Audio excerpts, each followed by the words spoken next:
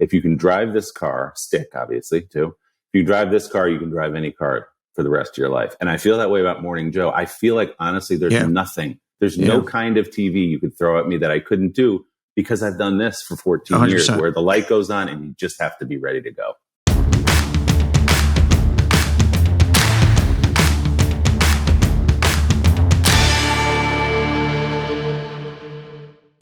Welcome to On Brand with Donny Deutsch. I'm on brand. No, I'm not on brand. I'm Donny Deutsch. The show is called On Brand. And the show has a simple premise that everybody and everything today is a brand. Every company, every product, every celebrity, every athlete, every political party, every religion is a brand. The brand is a set of values.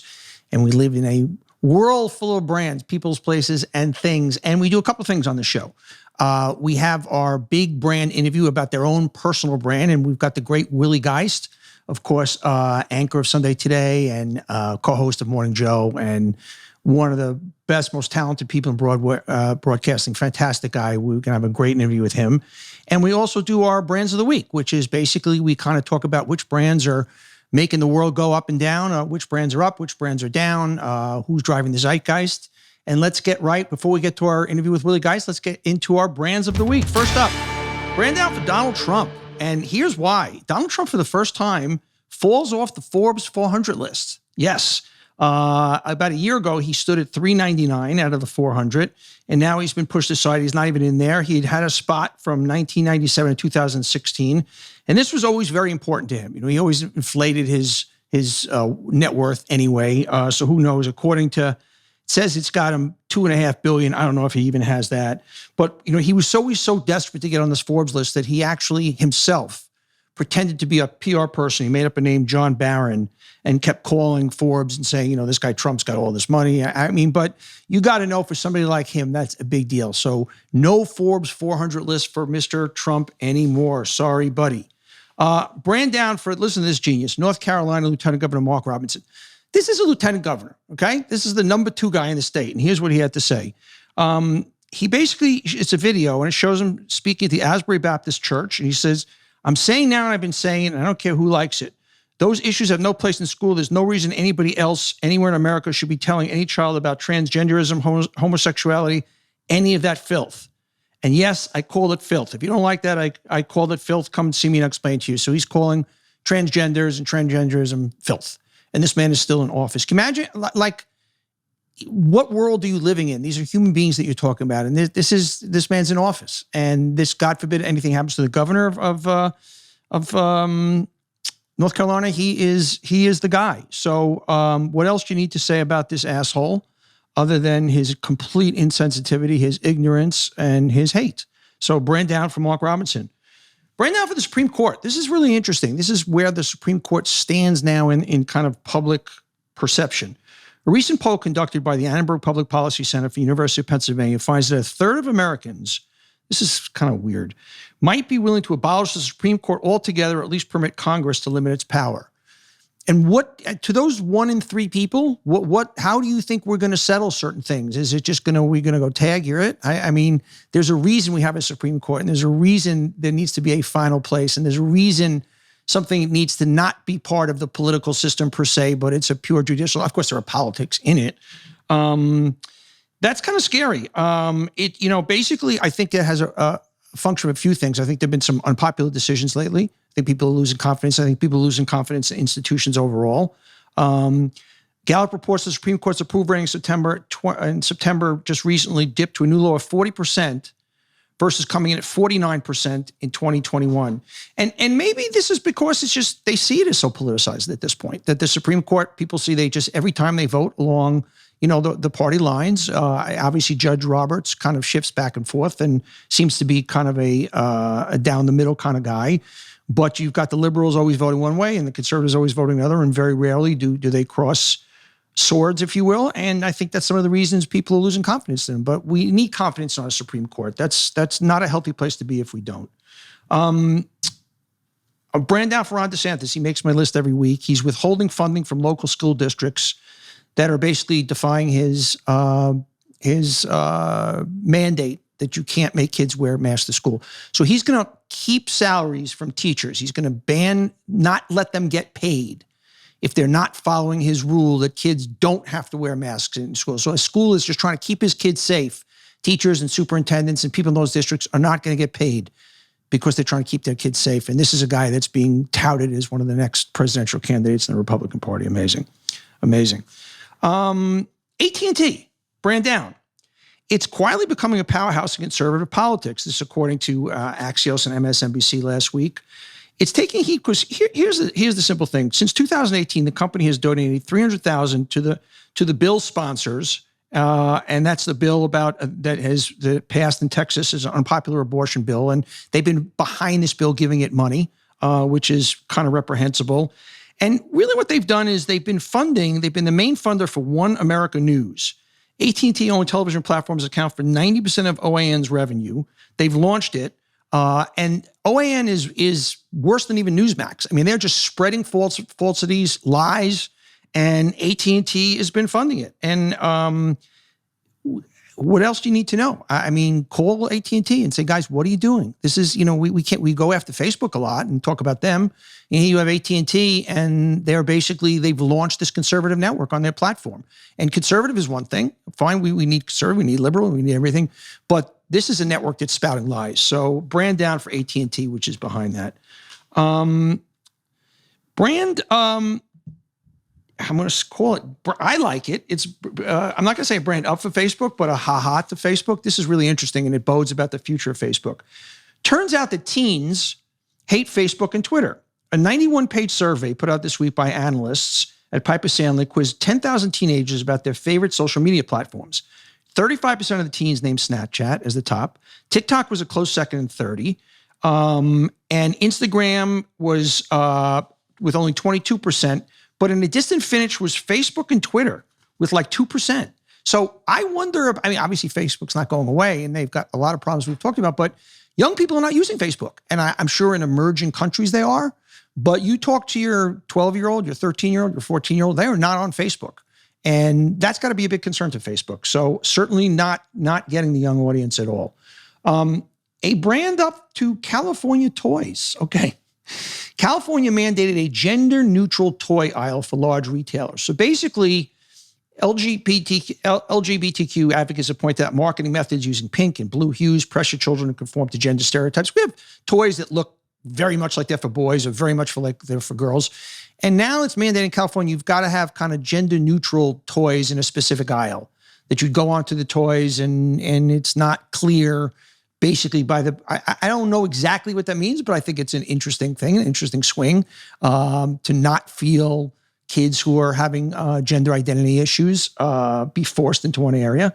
I wonder though, just sometimes from a political point of view, this is the kind of thing that sometimes gives the hard right little red meat to play with. This is what the Democrats are doing. This is what they're worrying about. And it's the right thing to do, but politically it doesn't always show that the Democrats are where the masses are. So I salute them. It's a brand up, but politically it's a little bit of a kind of a dicey game. Lego, brand up. The 9,090-piece Titanic is now the largest Lego model ever released. It's 4.5 feet. It's a replica of the Titanic. Can you imagine doing that's 4.5 feet. That's like the size of a person. And it's a Lego Titanic facsimile. What else do you need to know? Brand up for Lego. Brand down for Madonna. Madonna was on Jimmy Fallon last week, and she's still dresses in her bustiers and her S&M outfits, and she created a stir by laying on Jimmy Fallon's table and mooning or spreading her legs or flashing or whatever it was. And it's like, how about make the next great song? If all you can do at this point is shock value, Madonna, if you have no other relevance other than, oh, look what 64-year-old Madonna did, and she's doing these crazy sexual things. And it's so stilted and so forced and so not organic. And so I don't want to say inauthentic to her brand, because her brand has always been cutting edge sexuality. But I think there's something sad about it. And I don't want to hear, oh, I'm saying something that's ageist. I'm just saying something that as an artist, at some point you stand on your product. And when was the last hit song that Madonna had? So anybody can flash anybody can shock anybody, and show us you got more than just shock value at this time. Brand up to Jane Fonda. Love Jane, always loved Jane Fonda. She was one of the first avowed feminists, but she scandalously speaks now about that she's basically always said, I I want male approval. I want them to say I look great for my age. I'm not ashamed of it. So, that's not being a feminist, to saying I want to look pleasing to men. And that makes sense to me. I don't even know why I did that one. It's whatever. Okay, brand up to Barry Manilow. And of course, I love Barry Manilow. Anybody who listens to this podcast knows I'm a huge Barry Manilow fan. And he's set to break Elvis Presley's Las Vegas record by booking 105 shows through 2023. Elvis performed 837 consecutive shows at the International Theater over 7 years. And Barry will hit that mark in 2023 with his latest commitment. So he's going to have the longest kind of show run in Vegas history. Got to go see Barry Manilow. I'm going to make my next trip to Vegas. I was in Vegas this past weekend at the fight, but I would certainly go back out for Barry Manilow. Brand up for Justin Bieber. In his new video, his love interest is the 75-year-old Diane Keaton. I love that. I mean, that's so much cooler than him. Obviously, he's married, but in a video having some young, babylicious starlet, Diane Keaton, man. And she's gorgeous. She's still amazing at 75 and bridging generations. And it's a smart thing to do because for people who are past Justin Bieber's age, you might peek into Justin Bieber for the first time.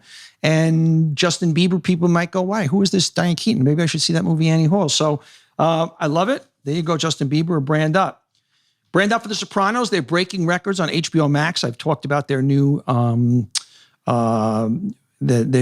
Sopranos show, the prequel, The Many Saints of Newark. It's back. The series rose 65% viewership in week over week. It's breaking records for HBO Max.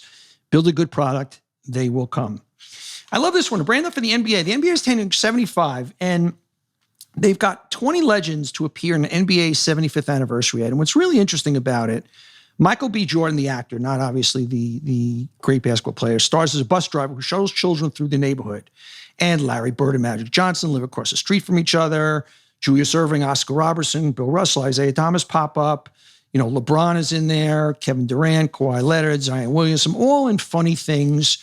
We see LeBron tending a garden, Abdul-Jabbar teaching Nowitzki the hook shot. If you're a basketball fan, this is this amazing kind of anthem of 75 years of the NBA done in a very current, very fresh way. And look, the NBA was always about its stars, and they realize it, and that's the way they're selling 75 years. So there you go. A little longer talking about the NBA. Michael Jordan, the basketball player, most valuable sneakers ever up for auction, a pair of Nike Air Ships that he wore in his 5th game in the NBA is going up for auction. Sotheby's estimates it could go for $1.5 million. This was kind of the earliest pair of shoes that ever been on auction that he's worn. Everything since has been later. And the story was great. It was gifted to a former Denver Nuggets ball boy by Jordan, 84, who held on to the shoes for this year and now putting them up for auction. So that's a great story. $1.5 million shoes. Who would have thunk? I love this one. Brand up for Pepsi. They're unveiling a new Cracker Jack flavored Pepsi. I can actually just taste that. I've talked about a lot of funky things like gravy tasting soda and all weird different things they've done in the past. Ice cream that's macaroni and cheese I've talked about on the show. But I love the fact that you've got Cracker Jack as a flavor for Pepsi. Amazing. I love it. There you go, Pepsi. And McDonald's, a big brand up also. They're giving free breakfast thank you meals to teachers and school staff. McDonald's will be offering school staff and teachers a free thank you breakfast between October 11th and 15th. Teachers, administrators, and school staff nationwide just need to show they're visiting their local participating McDonald's and show their ID. They'll get Happy Meal boxes filled with entree, breakfast, sandwich, hash browns, and beverage. There you go. Let's reward the teachers. I love it. Smart move at McDonald's. Good marketing move, good human move, good move all the way on. And finally, a brand up for class clowns. I was a class clown. I remember I was always the guy in the class making jokes, and my mother used to say to me, Donny, they're not laughing with you, they're laughing at you. And I would say, well, Mom, I'm still getting laughs. But here's the brand up for class clowns. They say they may be the most intelligent students. That basically, while many look at class clowns as immature and attention-seeking, a new study suggests strong humor skills during adolescence may be a sign of high intelligence.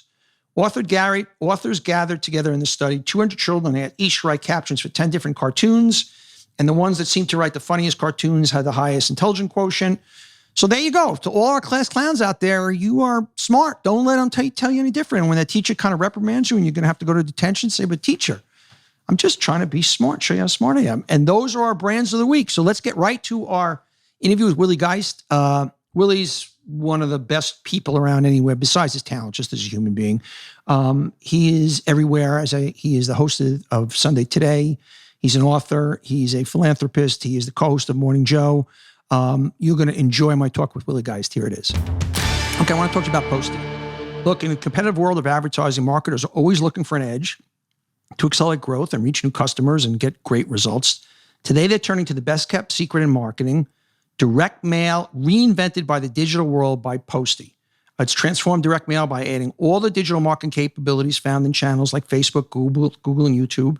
It allows you to run direct mail like a digital marketer. It's like you are a professional digital marketer if you have Postie. This platform is a one-stop shop that does it all for you. It builds audiences. It sets up campaigns with A/B tests, approves creative and track results in real time.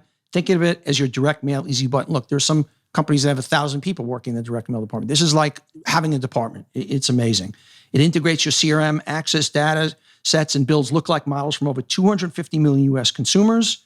With Postie, you narrow on your target audience and reach customers that you don't find through other channels. It's not like the old way of doing direct mail. It's fully automated printing and logistics solutions allow you to deploy campaigns in days, not months. Diversify your marketing and stand out with direct mail from Postie. If you're doing anything direct to consumers, you need Postie. Hurry to get your free Postie demo today by visiting postie.com/Donny. That's Postie, POSTIE.com/Donny for a free Postie demo. Postie, direct mail reinvented for the digital world. Okay, I want to talk to you about Miro. Miro is a collaborative whiteboarding online platform created to help people visualize, discuss, and share work. Look, you know, like the whiteboard that hangs in your office, consider Miro a blank slate where you and your team of friends can work, play, do something in between. You can write, draw, use videos, sticky notes, diagrams, or audio, conceptualize your vision. So it's like basically, it's a digital whiteboard where you and other people can get on, and whether you're building a work project or doing something play-oriented, it's amazing. This is the ultimate collaborative tool. It's the one to use. It's not part of a traditional office. It's the new age office. It's really, really a smart thing. If you need a platform that organizes all the creative intricacies of your mind in one space, this is the great organizer. It's the digital whiteboard. I want you to really check it out. Miro is creating a revolution in how we create and collaborate to join over the 20 million users today. You sign up and use the Miro today for free. Go to Miro, that's MIRO.com/Donny to start your free account. Sign up today and take advantage of 3 free whiteboards with this exclusive offer. Go to Miro, MIRO.com/Donny and start using Miro today. There's no reason to delay. I'm telling you, check this thing out, Miro. Well, I am thrilled at today's guest. He's a big get, as we say in the business. He's a friend of mine. You know him, obviously. He's the host of Sunday Today, the co-host of Morning Joe.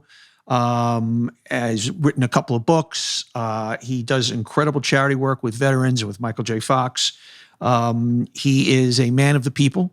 And Mr. Willie Geist, I want to get right into it because there's so much to it. We're going to do a little This Is Your Life, Willie Geist. But I found the nugget that I want to kind of center the entire interview around, all right? And it starts at, I think, age 10. You were in Miss Hannigan's orphanage in Annie in Summerstock as the only male in the performance. Let's go back there. Take me to that summer because everything else is kind of secondary. You know, I did my research here. There's a lot to talk about.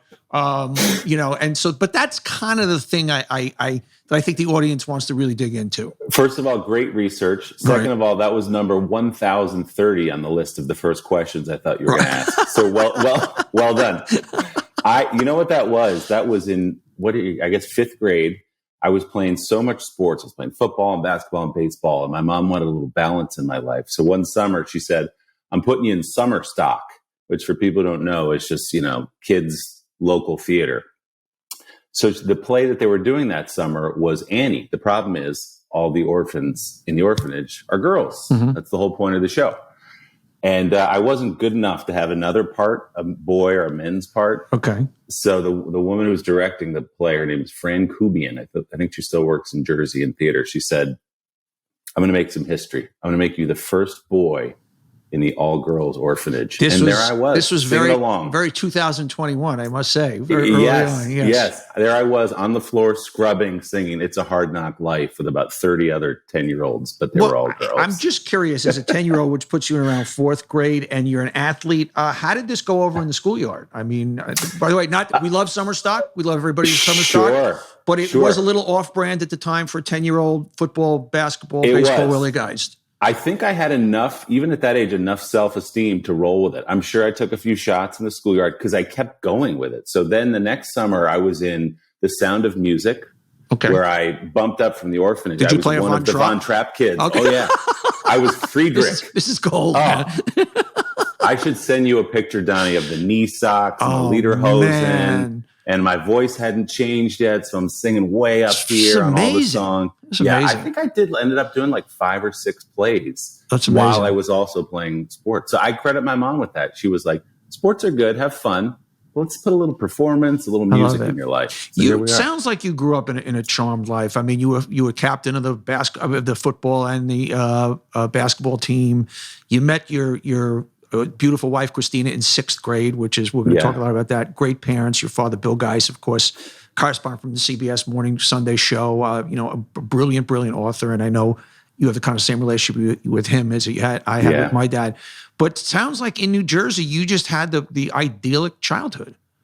It was pretty good. I grew up in Ridgewood, New Jersey, 30, 45 minutes away from the city. So we had the city at our, we go in and see shows or see music. So I had some of that feel, but, at the safe distance of the suburbs. We moved there when I was 5. My dad was working at the Suburban Trib in Chicago, not the big paper. Then the New York Times lured him away. He gets the big job at the New York Times writing the About New York column when I'm a kid. And we moved from Chicago to New Jersey to a very, he's a columnist at the New York Times. He's not a Wall Street magnate. So we lived in a, modest neighborhood on the wrong side. I didn't realize that till later, of Ridgewood. There's no wrong side really of Ridgewood. But, and then, I grew up there, beautiful town, good schools, good sports. And I went to middle school, and met my wife, Christina, who was just in the other room running her own company. And, we met when we were 11 years old in Mr. Kaplan's homeroom class. And I swear that I remember on the first day, they separated us out. Okay, if you went to this elementary school, stand over there, this one over there. So they all stood, and I went to one. We had moved across town, so I went to one across town. So I was the only one from Glenn School, and I was just sitting in the middle of the room. And I swear, I remember looking at Christina and thinking, oh, she's cute. You're 11. You start getting interested in girls. And here I am, 18 years married to her. That's crazy. That's crazy. Okay, I want to talk about Chime. Here's the deal. When your online checking account balance is running low, the last thing you want to do is pay a $33 overdraft fee. They've gotten way out of hands. Traditional banks have actually taken in $11 billion in overdraft fees. Now, this is where Chime comes in. Chime is an award-winning app and debit card that saves its members more than $10 billion in overdraft fees with SpotMe fee-free overdraft. Eligible members can overdraft up to $200 on the debit card purchases and cash withdrawals with absolutely no fees. This will give you financial peace of mind. Join millions of Americans. Chime, sign up, takes only 2 minutes, and it doesn't affect your credit score. Get started today with chime.com/Donny. That's chime.com/Donny. Banking services by and debit card issued by the Bancorp or Stride NA members FDIC.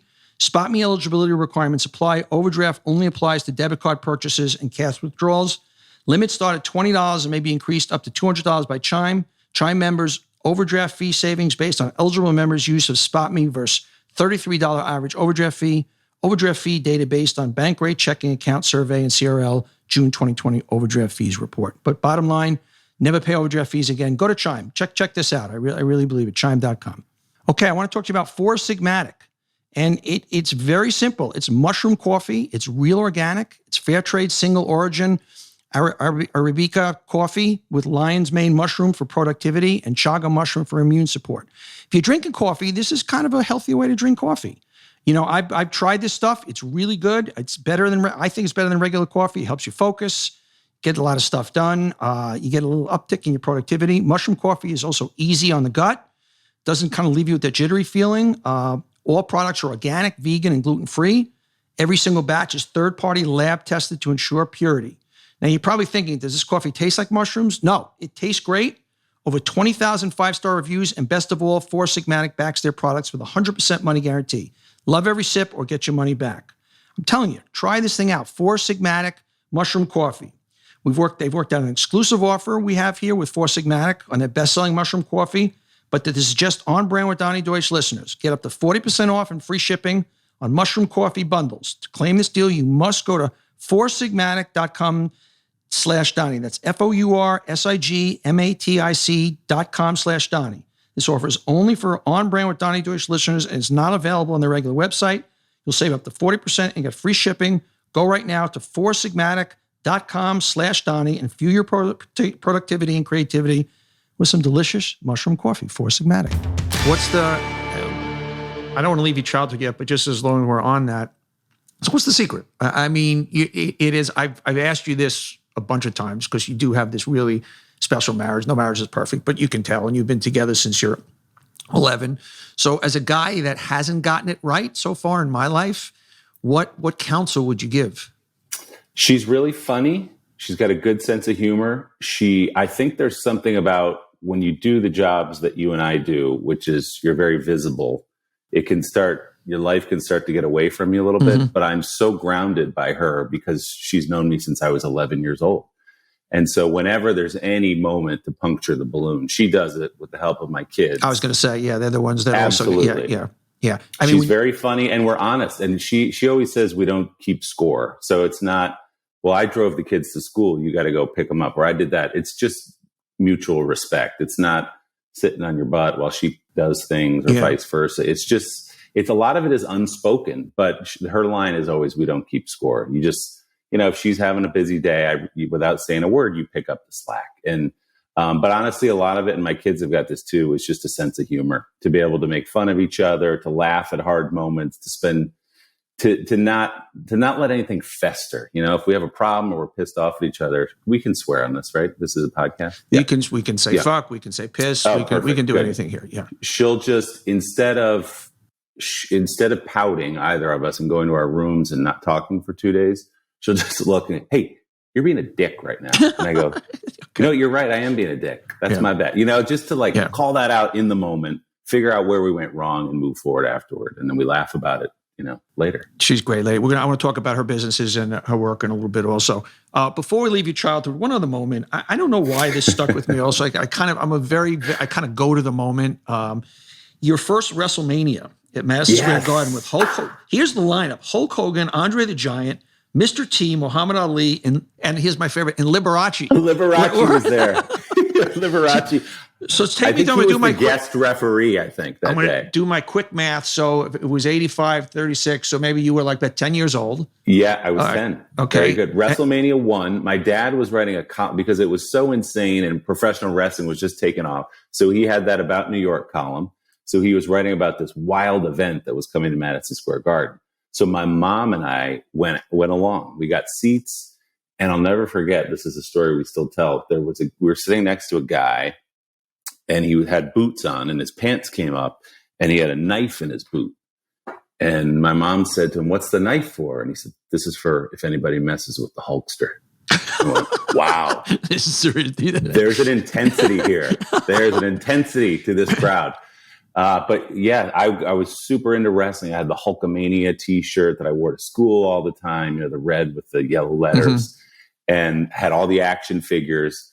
And so the fact that I got to bear witness to WrestleMania 1 is still a feather in my cap. And finally, someone has asked me about it publicly. So thank you, Don. And just what was Liberace doing there, just out of curiosity? I think he was the guest referee. I have to look it up, but I think it was just sense. It makes sense. Yeah. Yeah, right. It's a good fit. Yeah. Speaking of brands, it's a great fit. I think it was just how many famous people of this moment can we get in Madison Square Garden at once? Cyndi Lauper, bring her on in. Let's get Liberace, Mr. T, anybody with a name in 1985 was in that building. It was absolutely wild. And I think as part of the column, my dad got a couple minutes with Hulk Hogan. He had already wrestled. So he's backstage. I go back there with my dad. He comes out to talk to my dad. Jeans, cowboy boots, and no shirt. So you still got the oiled up tan, the 24-inch pythons, which he called his arms. And he was in the middle of the conversation and suddenly he said, "I got to go." And he breaks into a full sprint for the ring because one of his buddies, I don't know, Sergeant Slaughter, somebody was in trouble in the ring, maybe the Nikolai Volkov. And the Hulkster in those jeans slides under the bottom rope and just starts beating on Nikolai Volkov. So in the blink of that, we were talking to him and then he was in the ring in like 30 seconds. What's forget it. Amazing. I did one of my shows, I did a promo at one of the Wrestle things on tour. you don't realize the acrobatic athleticism kind of dance moves that these guys do. It's just incredible. The size of them. When you're up to understand the Broadway show that they put on, there's like 200 nights a year that wrestling is doing. They're doing this. They're going from town to town, and it's one of the great production. It's the P.T. Barnum of our time, and Vince McMahon. It's incredible. It is, and they've got writers. They've got guys who wrote for the Harvard Lampoon 100%. Get hired at the WWE, and they write all these storylines. I sort of lost track of it after that era. So people ask me, "Who's your guy?" I'm like, turned 40.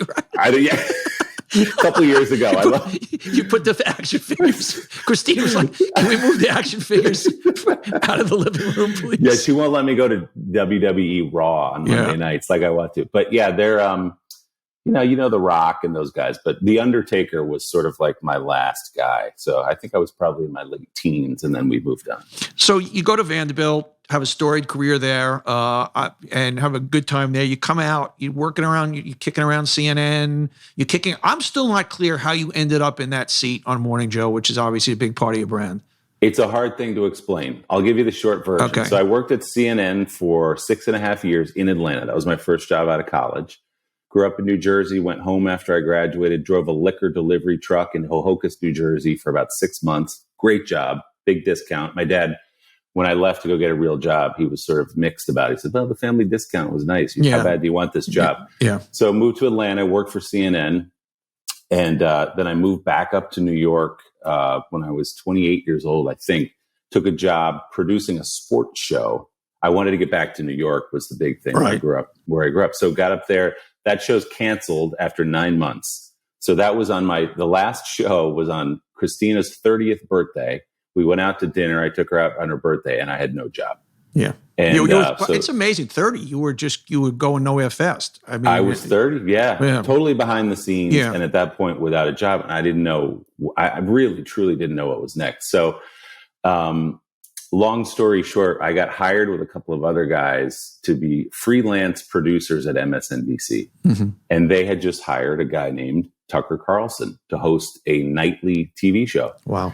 And so honestly, it was a job. I mean, it was a job, and I was, I didn't get benefits or anything, but it was a check. So we produced this show. We launched it with Tucker. And at the end of the show, for 3 minutes, it was actually his idea, and Bill Wolf, who was the executive producer, who went on to become Rachel Maddow's executive producer, The View. Sure, legendary guy, yeah.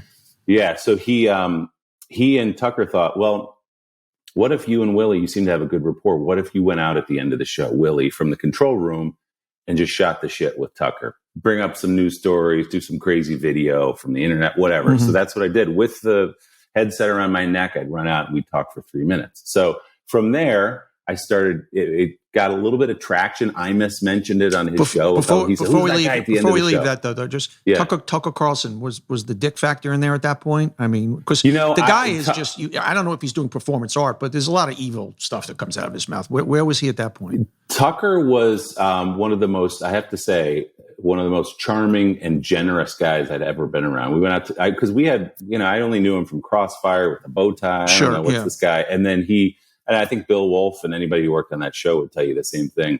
Rachel Maddow would tell you that. She was on our show every night. He said she came in and auditioned to sort of be his foil. She was working at Air America. And it was really Tucker who was like, she's smart, she's charming, and I disagree with her about everything. So she was on every night, Rachel, with Tucker, believe it or not.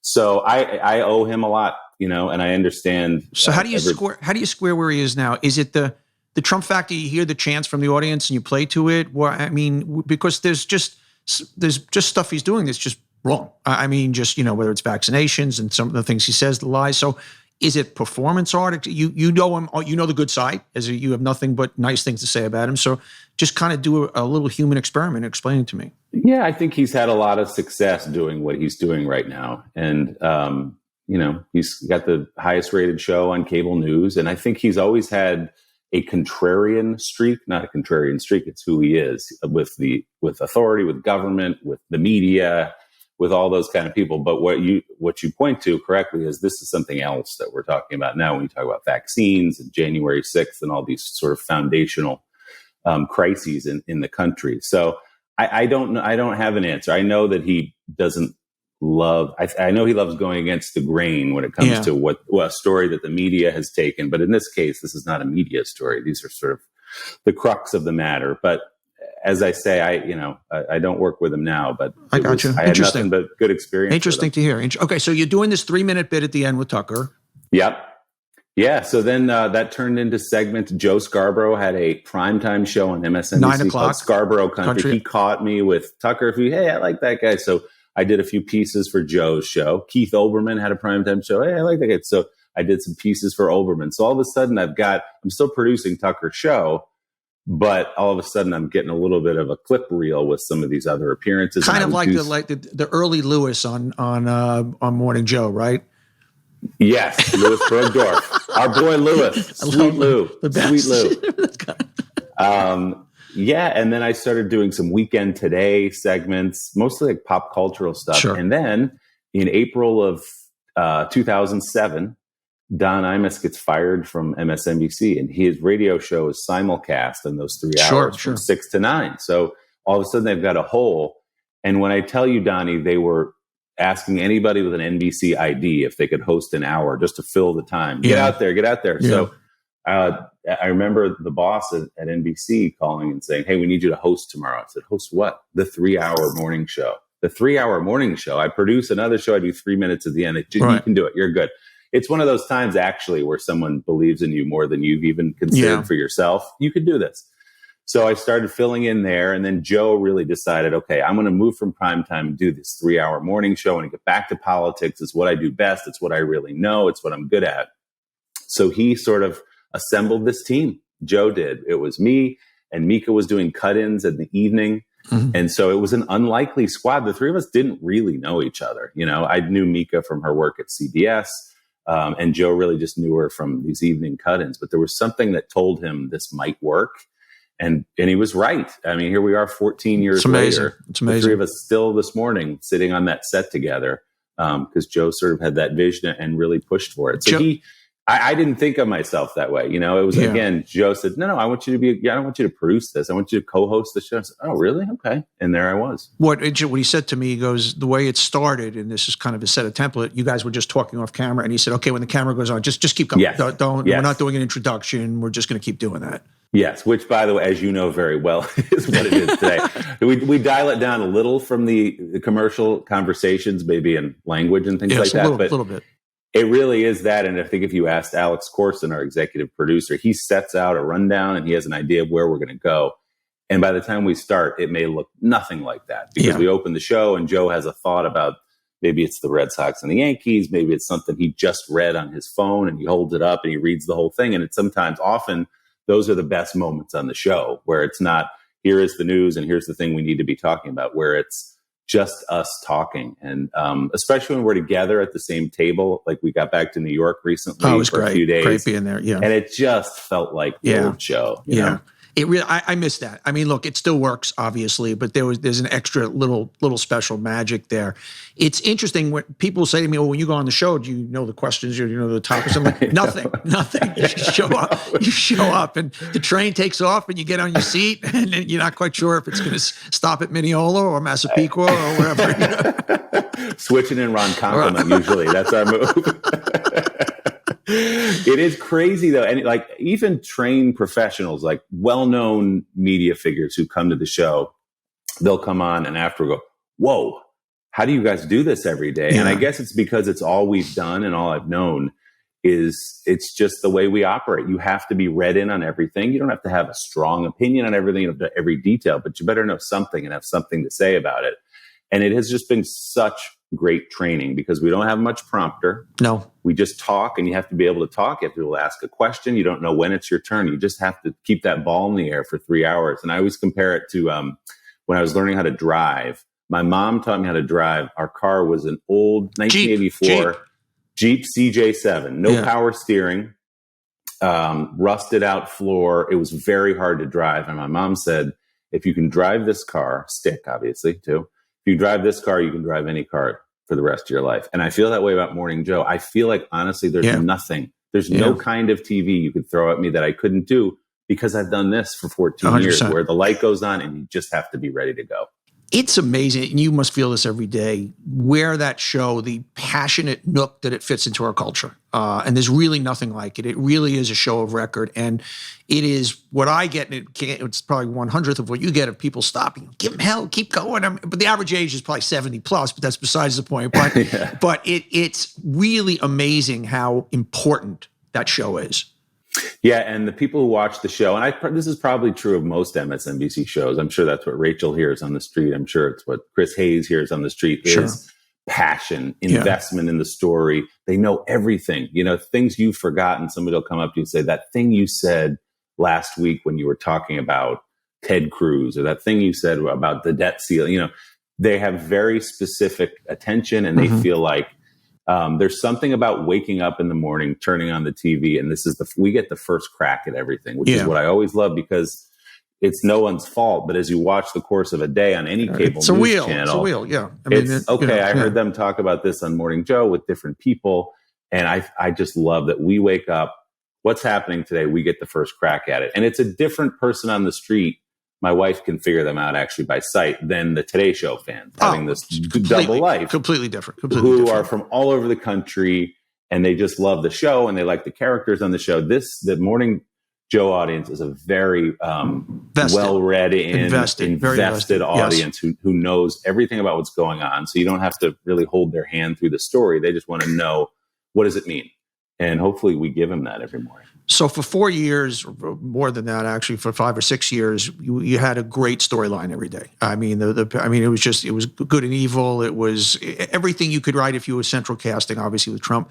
And now, when the lead story is, the debt ceiling, or you name it, it's a lot tougher to fill 3 hours. It's just, I notice when I'm on the show, it does not have the natural. This is not for the Morning Joe. This is for news right now. Yeah, it's an adjustment. Post-Trump. Well, it's good for the country. I'll start there. So I'll take it. I'll take not waking up every morning, looking at my phone and making sure the world is still here. There's a pretty good chance it is now. But it's kind of a return to, for now, the pre-Trump years, where we're talking about the intricacies of legislation. It doesn't mean a lot of that Trump stuff has gone away, by the way. It doesn't mean that there aren't legislatures trying to change the rules for 2022 and 2024 to fix those elections or to change the results after the fact. It doesn't mean Donald Trump's not coming back to run in 2024. So it's not like we've turned the page and off we go back to normal. No, clearly. So that always is hanging over us as a country. When I say us, I mean the whole country. But you're right. And one thing I will say is it gives us a little more flexibility now to sort of go deeper on something like the Facebook story, which is an existential crisis. That's beyond. It's unfathomable that exists. I know you guys have been doing it. I'm very glad a lot on that lately. It's stunning that they are able to. By the way, we couldn't get on Morning Joe and say the things they say, and it's 50% of the people get their news from it. It is. It's a vulgarity that I cannot believe exists. It is, and it's a crisis that if Donald Trump were consuming all the oxygen right now, it might not get as much time as it does. But this morning we started the show with it, and we talked about it. No, you started the show with the Red Sox. Excuse the important story. Right? Okay, right. You totally called me out, and you were right. I confess. We talked about the Red Sox, and then we moved on. But we did a couple of reporters on it, an analyst, and we spent 20 or 30 minutes just in that top of the show talking about it. So in that way, we can sort of think about, okay, what else is important long term, not just to survive today? What should we be talking about? So I asked this question to a lot of people, and it's one thing the first time Trump got elected, because you go, okay, Hillary was a horrible candidate. Let's take a flyer. Maybe some of the things he's saying he's just doing to get elected, outside, or all the things. But after 4 years of witnessing that show every day, I don't mean Morning Joe, I mean the Trump show every day, over close to half of this country said thumbs up, and let's give it another show. We by 40 or 50, 60,000 votes, he gets to be president. Explain that to me, because we're both fathers. My politics is actually down the middle, frankly. I mean, it's easy to play a liberal on Morning Joe, but I'm conservative in a lot of ways. So it's not like I'm this crazy progressive, explain it to me. Explain it to me as best as you can as a humanist.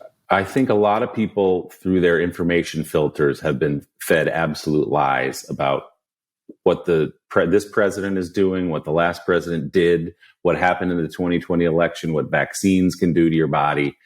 and it split us down the middle. I struggle with it, honestly, Donnie, because I agree with you. That first time around, I know people, we all have friends who said, you know what, I'm going to take a shot on Trump. I'll bring my taxes down. Let's see what happens. Yeah. But to still be there now, and I've had difficult conversations with people I care a lot about who are otherwise rational, to have conversations now with people I are smart that say, I'm still there.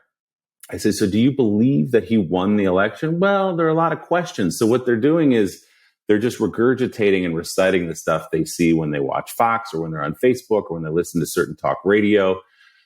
And these are smart people who they want to go along for the ride. They don't want to dig deeper and say, well, you know what? I did hear that all these Republican secretaries of state said it's bullshit, and because they're willing to cheat to get their way. I think when you break it down in the most simplistic terms, I think that we're a country right now that is heading in the next 15 years to be a majority non-white country. And I think that a lot of people want to keep things the way they are, which means I don't want any more income wealth distribution. I want to keep it. I got mine.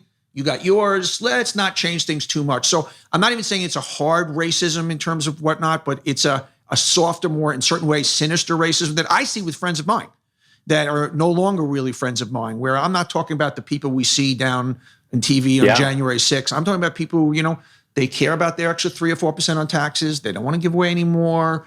It's getting a little too even in this country. And I think when you say that and Trump hits the nerve, it's not your fault that things are not going your way. It's the brown person's, it's the media's, right?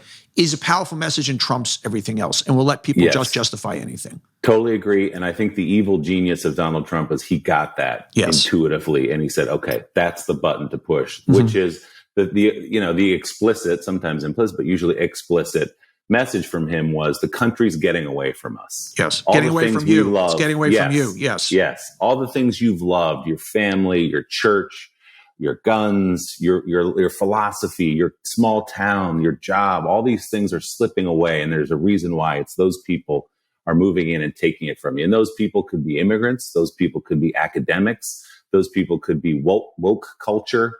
Those people could be school boards who want to teach your kids critical race theory and have them apologize for being white and all these things. Donald Trump understands exactly. He's not alone. There are a lot of media figures who do the same.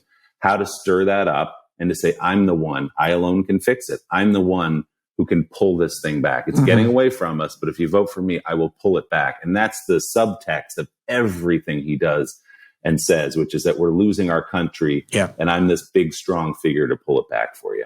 Figure of big, strong figures. Let's talk about Sunday today, okay? It obviously has become a show of record, and it's really built in your image.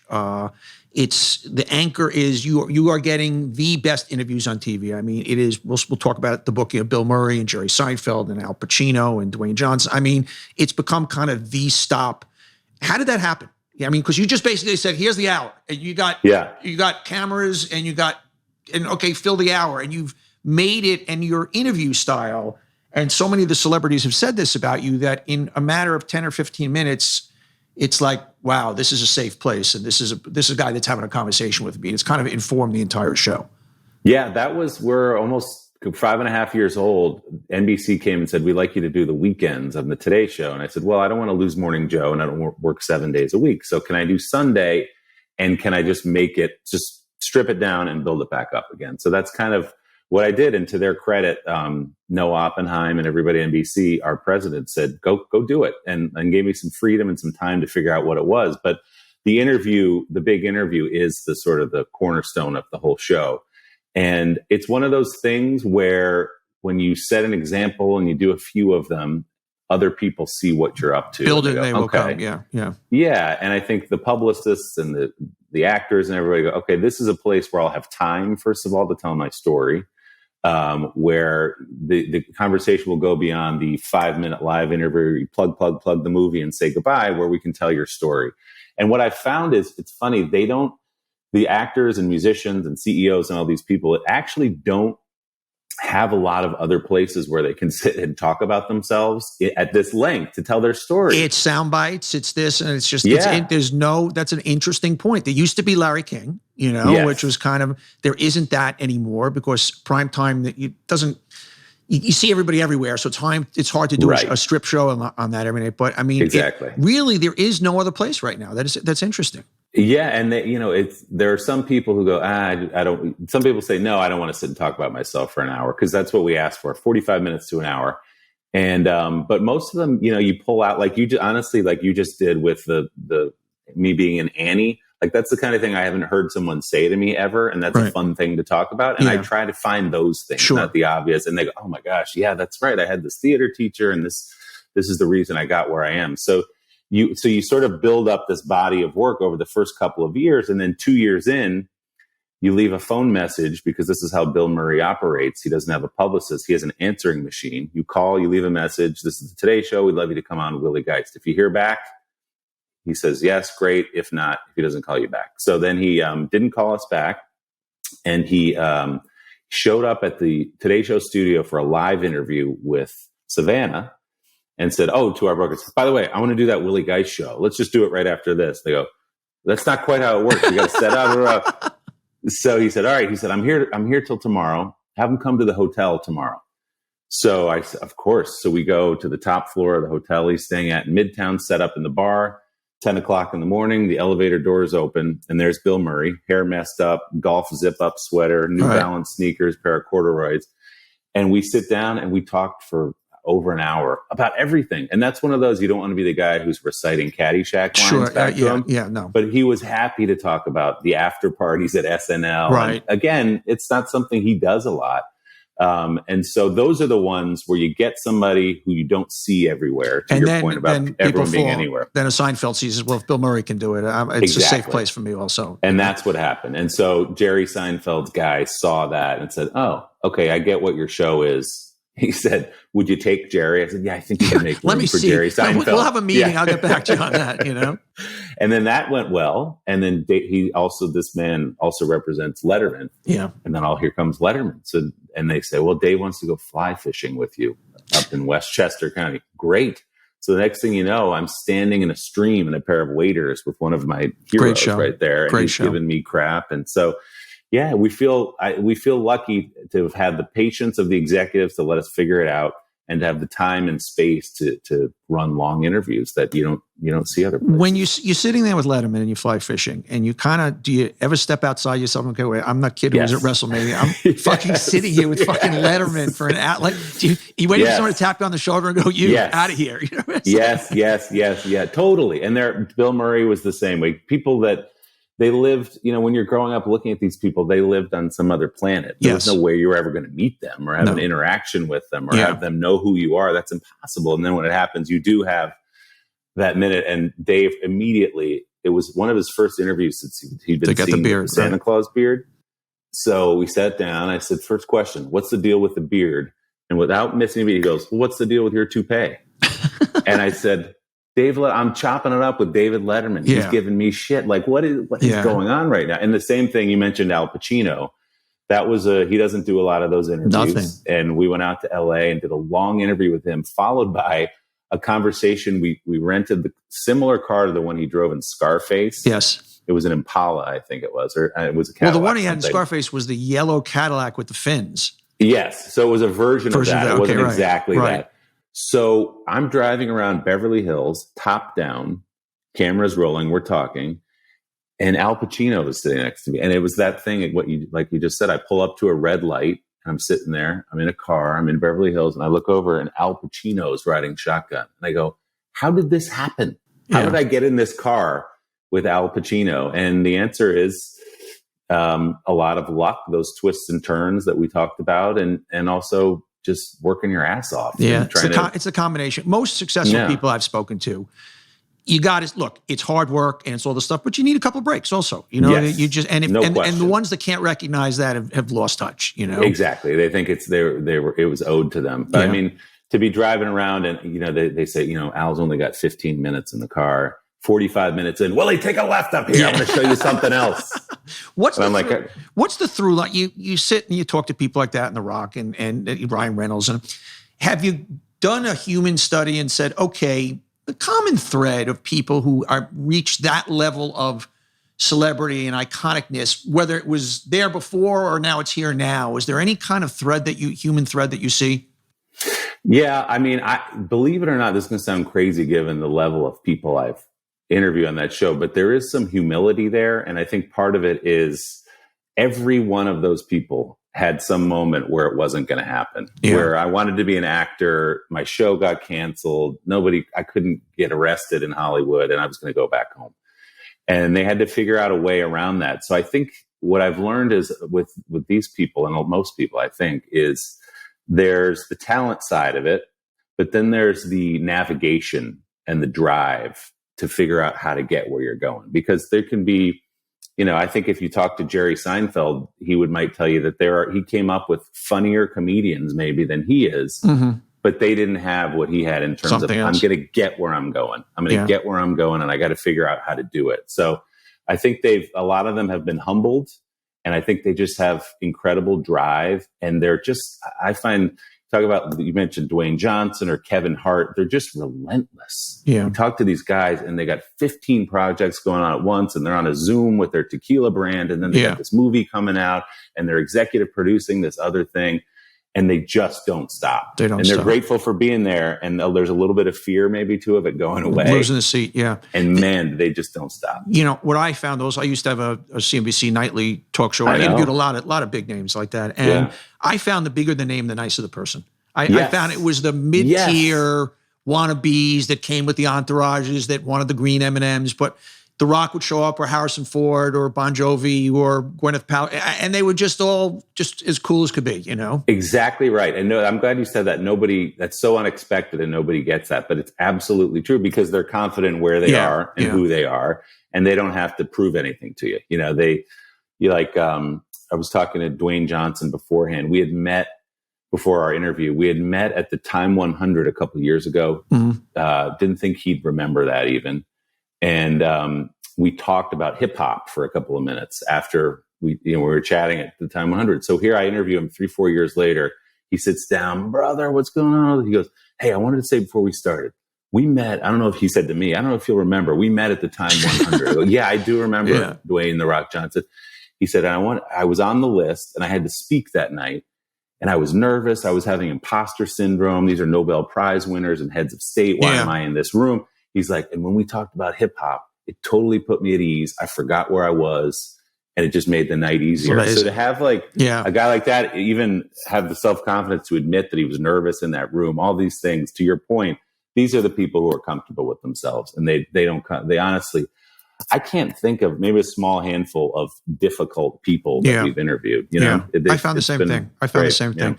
I want to talk about a lot. What people don't know about you is how much of your time you give to selfless causes, specifically severely wounded veterans, and also with Parkinson's. I know your dad has Parkinson's, and you and I have gotten to know each other. Michael J. Fox is a good friend of both of us. We're both on the board. Talk to me about the work with first with the veterans.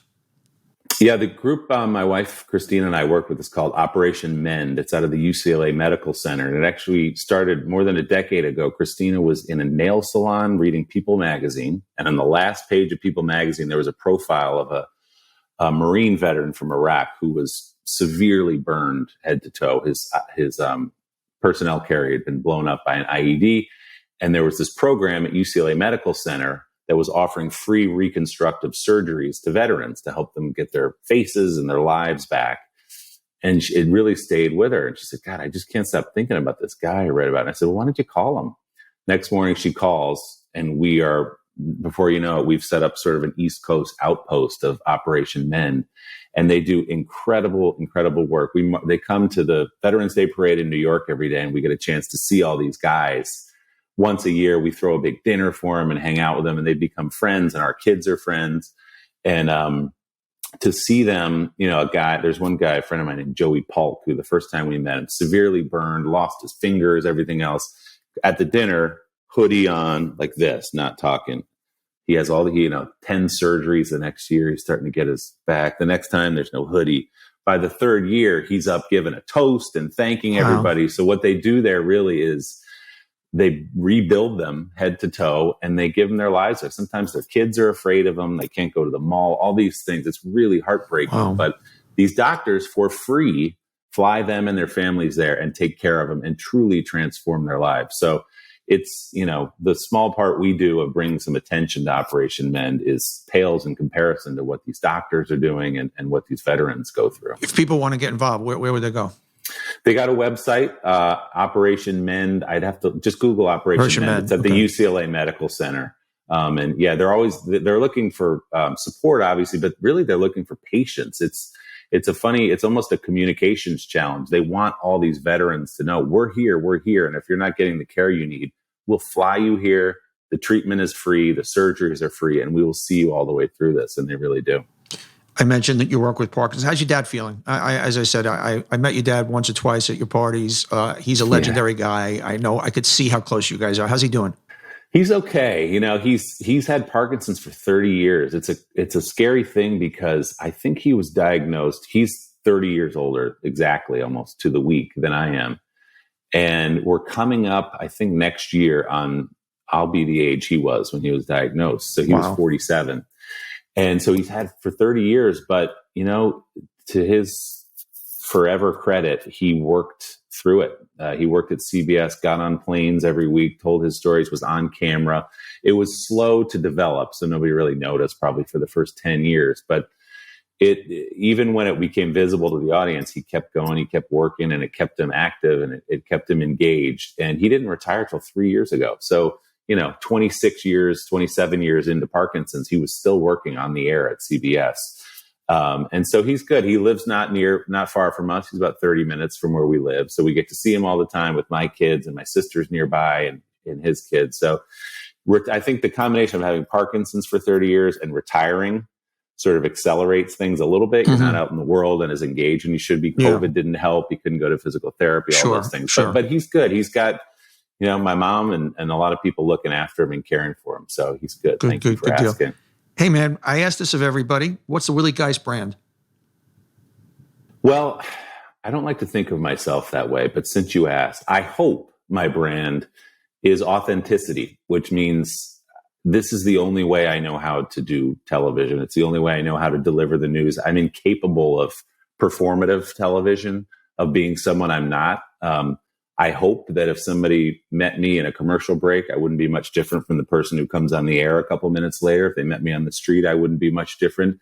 And I think a lot of that comes from my not starting out as an on-air person. No one gave me a persona. Okay, you should talk like this. You should dress like this. If you want to make it in this business, on a complete whim, I was thrown on TV and I got to totally be myself. And that's, to me, the greatest blessing of Morning Joe is that there is no difference, whether it's Joe, Mika, or me, from what you see behind the scenes to what you see on the screen. So I think that wins. And, some people being real and totally being themselves, it doesn't work. People don't like it and, it doesn't work. But to the extent I've stayed on TV now for 14 years, I guess to some degree it's working. I'm going to add on to, I actually, usually when people say their brands, they usually say, well, no, it's not. Let me explain this. I think you're right on. I would add on to the authenticity that you are authentically decent. And that, and I'm going to embarrass you a little bit. You're one of the nicest people I've met in this business. I've never heard you say a bad word about anybody. There's always yes to a favor. Including sitting down and doing goofy podcast shows. So, so I want to thank you. And to our audience out there who always ask me, is he as really a good guy as he seems to be? The answer is, and then some. I thank you, my friend Willie Geist. I really appreciate Donny, it, buddy. Thanks so much. This has been so fun. Like I said, COVID has separated us too much. I love nothing more than sitting with you on a set, and especially in the commercial breaks. Yeah, one day we got to get back there. Willie and I have talked about doing a late night show with our exchanges during the commercial breaks with Barnacle, and I think that would kind of do it. By the way, before we go, who's better than Mike Barnacle? I mean, is there anybody better than that guy? Truly the best. Yeah. Truly the best. He's not only talk about a decent guy and a great guy. He's also just so wise. When I've got a big thing going on, I always call Barnacle. What do you think? And he always knows. He's the best. And I hope the Red Sox lose tonight. I appreciate it. I love you, buddy. Thank you, man. Love you, Donny. Thanks, man. I hope you enjoyed this week's episode of On Brand. Willie Geist was great. He certainly came to play. He is as good as advertised. Want to see you back next week. Remember to rate, review, and subscribe anywhere that you get podcasts, Apple, Spotify, any place else. We want you to rate and review and subscribe. Do any or all of those things. And also catch our videos on YouTube, and please comment on that. We want to hear what you like, what you don't like, the brands you want to see. So catch our videos on YouTube and rate, review, and response on Spotify, Apple, any place else you get podcasts. We'll see you next week on Brand. Everybody, thanks for watching. If you like it, hit that subscribe button. And we love having you here watching On Brand. And just don't miss any future episodes. So don't forget to hit that subscribe button. We'll see you next time.